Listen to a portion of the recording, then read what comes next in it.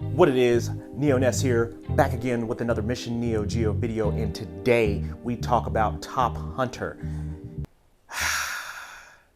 I'm gonna have Tiberius take a break today. No, you will not, Ness. Excuse me, sir. Excuse me. You lost your mind. This is my show, not yours. I only let you be the co-host, even though my last name's co-host. You and I have an issue. You and me, we have an issue today. Ness is too busy complaining about Top Hunter because it's not his favorite game. I am a true Neo Geo connoisseur, not some bloody fool who thinks that he's some high and mighty Neo Geo collector. Pathetic. Tiberius and I are having a little bit of a disagreement on today's episode, simply because, well... Something else to say? Take a back seat, Ness, while I take over. Today, we will embark on today's journey for Top Hunter. 2 bounty hunters, the galaxy, 4 planets, all elemental. We must stop the bad guys, saving each elemental planet. Ice, fire, wind, and no, not water. Forest. Why they chose that, I don't know. But that's besides the point. Ness over here thinks he's something special. This is my show. I run this, Ness. Stay tuned, because we will discuss Top Hunter on Mission Neo Geo.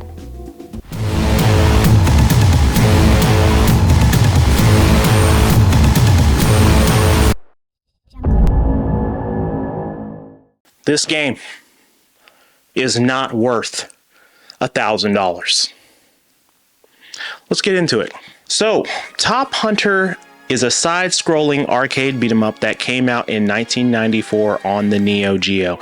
This was developed by SNK. I know for some of you out there, you're gonna say like, Ness, what? You don't like Top Hunter? Top Hunter's such a great game. Like, I was bored playing this game. This is probably the first. Now, I don't give any Neo Geo game a 0 or a 1. I just don't. This game just bored the heck out of me. So the gameplay style of this game is, I mean, some would say it's similar to side-scrolling beat-em-ups, Sengoku, Double Dragon, even Spin Master. I don't agree. Spin Master lacked some story, however, its gameplay made up for it. Spin Master was a great game.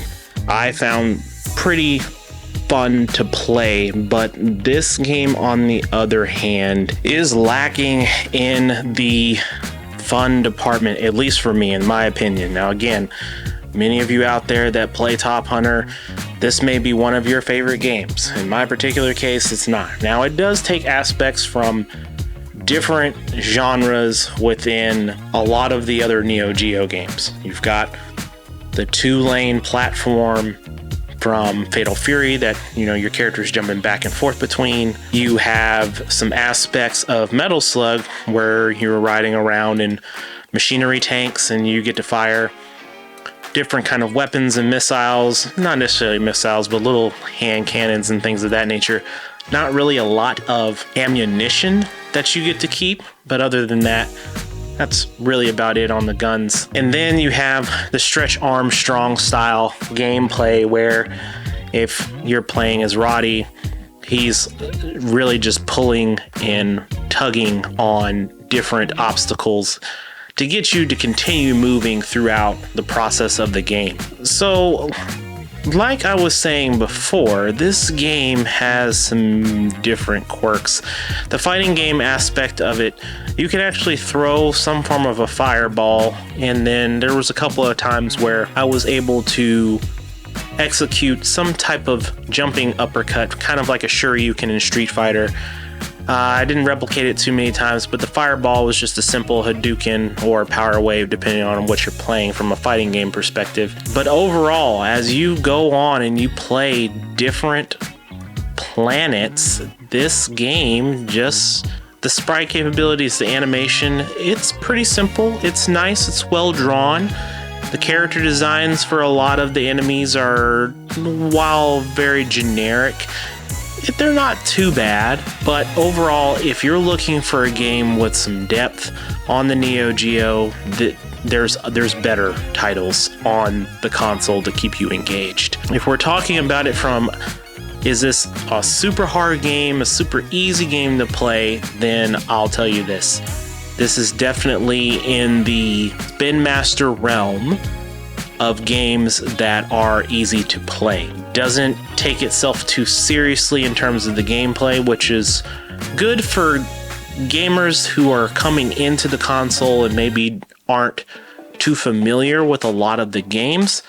This game can do that for you. However, does it have a high replay value? To me, it does not. And that is generally why I started this video saying, this is not worth $1,200 to $1,300. And if we're talking about in terms of the game itself being available and accessible, and you're able to purchase this online, and it's pretty readily available.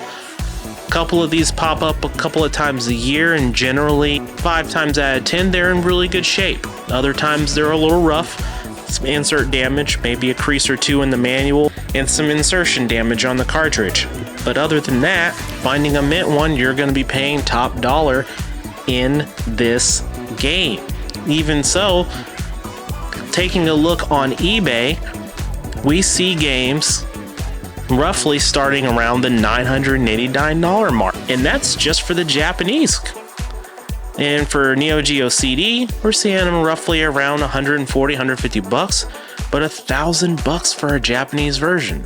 Now, side note, this is actually one of the few times that I've actually seen both the Japanese and English versions going roughly around the same price.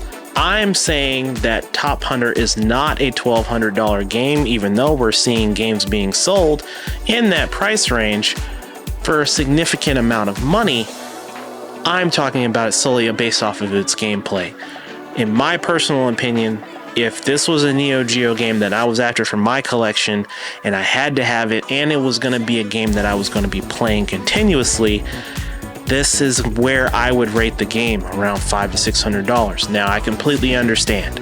If this particular game has a limited amount of quantities and really solid and good condition, then yes, the value of that game is going to go up. But because this particular game just happens to be one of the first that we've reviewed on this channel that's over the $1,000 mark, and the gameplay doesn't match the price or what you value this game at, that's why I say it's worth maybe $400 or $500 based off of the gameplay. However, if you are a seasoned collector, many of you out there already know that this is probably going between $900 and $1,200. Do I recommend it to you guys?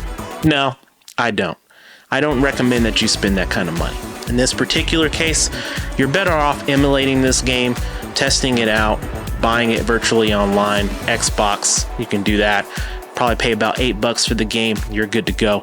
Or you can go down the route of Neo Geo CD, which is another way I would do that.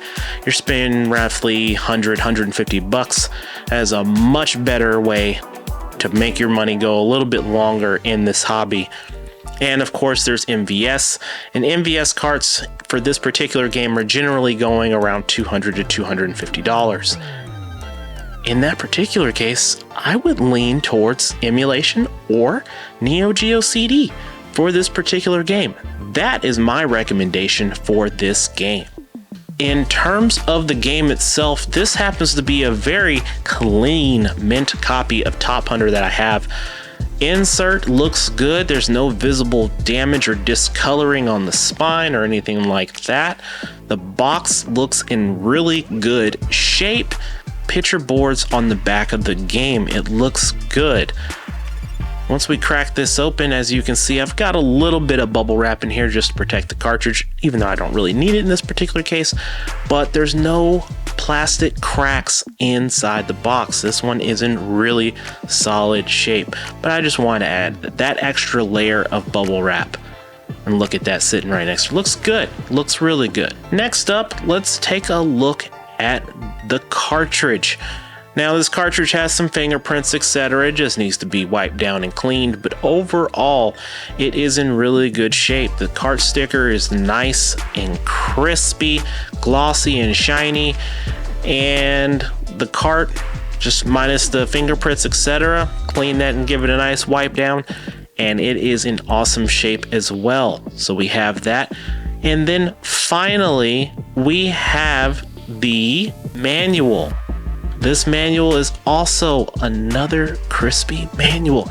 Looks really good. It does have the baggie. I just took it off prior to the video here, but it looks good. Nice and crispy. Kind of gives a backstory over this game, but this is where the issue happens with the story. It's not in the game. It's in the manual. Like, what? How many of us were reading the manuals growing up for any game, or even now for the games that still have manuals? We weren't reading that. Put that in the game.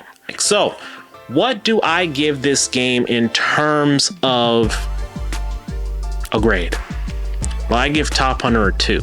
And that is a very, very low 2, because we're borderline moving down in the 1.5, 1.8.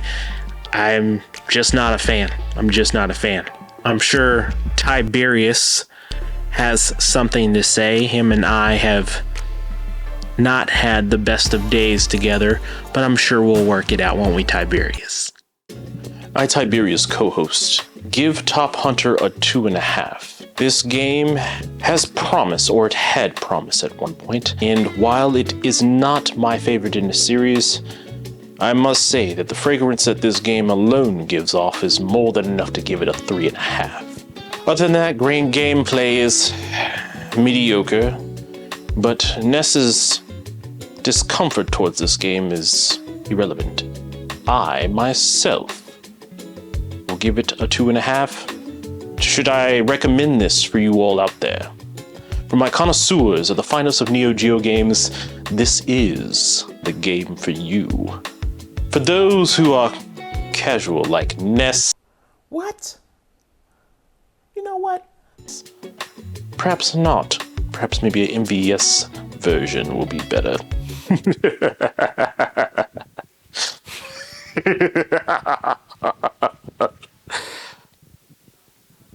As you were. Friends, today I alone, Tiberius co-host, bid you a greatest of thank yous for joining us on today's episode. We bid you good morning, good afternoon, good evening, and good night to you. But Ness cannot forgive you for your treachery. And with this, I challenge you. A battle, a duel. You will not win. Next week's episode, I, Tiberius co-host, will defeat Ness in our next fighting game, SVC Chaos.